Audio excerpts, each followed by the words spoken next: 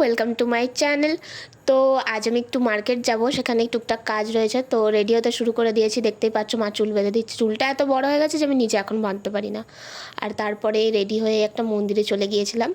সেখান থেকেই একদম সোজা গিয়েছিলাম একটা ব্যাগের দোকানে। ওখানেই কিছু টুকটাক কেনাকাটার ছিল। তো সেখানে অনেক কালেকশন ছিল, আমি টুকটাক কিছু দেখলাম, দেখার পর একটা ব্যাগ সিলেক্ট করে একটু ট্রায়ালও দিচ্ছিলাম। তারপরে ওখান থেকেই গেলাম একদম সোজা মোমোর দোকান। হ্যাঁ, সন্ধেবেলা বেরিয়েছি, আর কিছু খাবো না তা কিন্তু হয় না।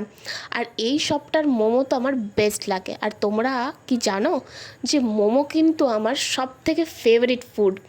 আহা হা, যখন মোমোটা মাঝখান থেকে ভাগ করে রেড চাটনি আর গ্রিন চাটনিতে ডুবিয়ে খাচ্ছিলাম, জাস্ট অসাম। আর এখানে স্যুপটাও কিন্তু খুব ভালো খেতে।